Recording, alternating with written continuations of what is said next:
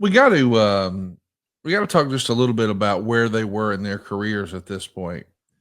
Shawn Michaels was once upon a time, of course, one part of the Rockers tag team, and Right. that's really the first time he would have been on Hulk Hogan's radar, I think. And then when he starts to move his way up the ranks a little bit through the Intercontinental title and things like that, that's kind of where he is when Hulk Hogan leaves the territory and goes to work for Ted Turner in WCW. But while he's the top dog down in WCW, Shawn Michaels accomplishes the boyhood dream and becomes the world champ. And Mhm. we know that Shawn was about as good as it gets in 96, Ooh, 97, and by 98, he's on the injured reserve himself. He comes back in '02, and people were thinking he may have lost a step, but here 3 years later, people are saying Shawn is as good as ever. And it does feel like Hulk Hogan's career is winding down. But make no mistake, when it comes to box office, Hulk Hogan had accomplished much more in the WWE than Shawn still, Michaels he was has. still Hulk Hogan. That's right. But He's still, Shawn yeah, was he's, arguably the critical favorite, right? So that's probably what this is Shawn maybe had a little bit of a chip on his shoulder about, I'm a better in-ring performer. You can't do what I can do. You can't have the matches I can. And maybe Hulk felt like, well, you can't sell the tickets I can. Or is that maybe part of what this is? I think that too loosely veiled. It was, yeah. There's a lot of you're saying a lot of true things there, in my opinion. Unless you're in somebody's head and you're with them every day, which I wasn't. When you're the VP of talent relations, you have a day job. Right. There's payoffs to do, contracts to negotiate, finalize, or terminate, whatever the case may be. So I stayed very, very busy, which I'm not complaining about. It helped me with job security to make a pretty good sum of change over the years. Uh, but Shawn was up and coming. You see it all the time. You saw it a lot in the territories where you have a veteran. Let's say you have a veteran heel, and Cowboy booked that veteran heel with your up up upcoming upstart babyface. Well, the babyface is going to be very protective. The heel, the older guy, let's say, knows that his opportunities are limited, so he gets it. The But the babyface doesn't know how to protect himself in his mind's eye. All he had to know was just to go out and steal a show, work your ass off, do what you can do physically that you've been gifted to be able to do. And Shawn was that kind of guy. He worked his ass off. I was with him on the Mid South TVs out of the Irish McNeil Boys Club in Shreveport uh, on his first day on the job, first day in the business in that respect.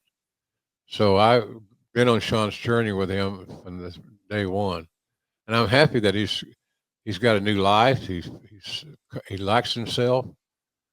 He's a great contributor to NXT for WWE. How good could it be to have somebody like you know Babe Ruth as your hitting instructor? It's just so he did well, but he had conflicts with himself as much as anybody in the beginning because he didn't want to lose his spot, and he was so young and green in this environment that he really didn't know how to deal with it as effectively as one would like. Let's talk about how we build this story. In July, there's a match on Raw where we see Hogan team with Shawn Michaels to take on Carlito and Kurt Angle.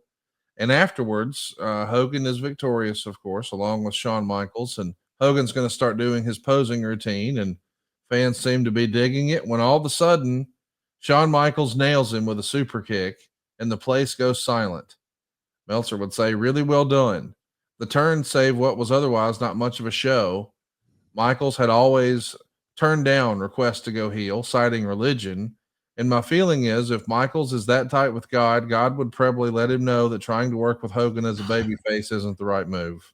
I don't know why, but that made me laugh. So, Shawn Michaels has been a babyface, and then all of a sudden we're going to have kind of an abrupt heel turn. I guess this is the old school way of thinking that, hey, a classic Hulk Hogan match where he's sort of hulking up against a guy, that needs to be against the heel. Do you think this was Terry Bollea insisting that Shawn's got to be heel for the Hulk Hogan character, or is that a Vinceism, do you think? Vince didn't want to promote baby versus baby. A little bit of Vince, excuse me, a little bit of Vince. But I think that in this whole scenario, Shawn knew that for the match to be good and to get over and to produce the numbers that it needed to for those guys to make a big payday, that he needed to be the heel. Shawn had all the great traits of a heel. Some of you that listened to our show for a while know that my theory on that is that it's great to have heels need to, pardon me, God dang, what a bullfrog in my throat. The heels need to be able to, sell, feed a comeback, very important. A multi-spot comeback is almost, especially today, is essential. But you got to be able to feed the comeback. If the babyface is making his comeback, the heel's got to feed and bump and feed and bump. And the better the bumps are, the bigger they are, the better the comeback is. So I think Shawn's just business savvy. And I'm sure Hogan felt more comfortable being a babyface. And I don't blame him for wanting to stay in his comfort zone in that regard. So, but it worked out fine. It worked out fine. They both were on the same page in that respect of the roles. And they just had a good heel babyface chemistry, old school oriented. Let's talk a little bit about another angle that's happening at the time. This is, of course, the summer where everything goes public with Lita, Edge, and Matt Hardy. This has been discussed and beat up 100 different ways, but ultimately they make a move to have Matt Hardy, after he's been released, make a surprise return to attack Edge. And I have to say, as a wrestling fan, I loved this. It felt real. But I know behind the scenes, you had to make sure everybody was cool and comfortable with it. Once you get through that process, what do you think of the presentation of, hey, we're going to make this look as real as we can? We got to a great destination, and with that produced significant results and excellent programming. But the road from conception to the promised land that I just described was rocky and hard to navigate at times, because you got people's real feelings being factored into a fictional storyline. And sometimes that works and sometimes it doesn't. It ended up working pretty good, but those guys probably don't realize they could have made a whole lot more money if their angle wasn't so personal. And I know that sounds crazy, but they're trying to manage two parts of their life. They're trying to manage the personal side, the real side, the one that they live with, that is saw in the mirror, blah, blah, blah, every day. But I don't know. I think that it was just too dramatic. And when you got to manage two halves of your life, the working side, the character side, the wrestler side, and the everyday person side, there's conflict there. It's inevitable. And we had conflict. SaveWithConrad.com. My name is Rajiv. I'm in Sacramento, California. I came to Save with Conrad because I've heard Conrad talk about how he helps people all the time save money and the best route to go for getting some mortgages and finances done. And having heard so many different testimonials in the past, it made the most sense to go this route.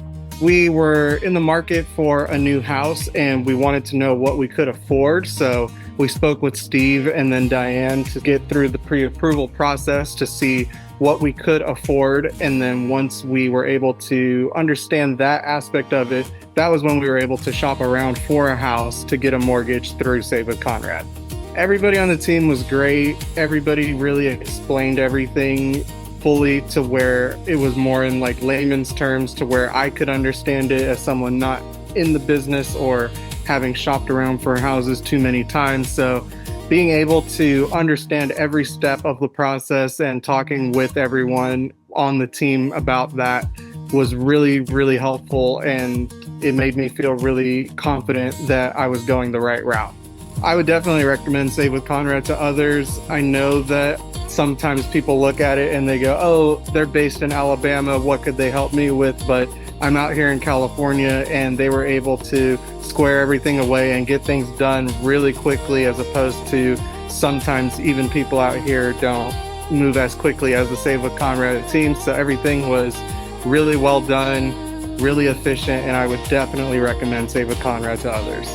My name is Rajiv. I'm in Sacramento, California, and I was able to get into my dream home with SaveWithConrad.com. Available lesson number 212, non-equal housing lender. SaveWithConrad.com.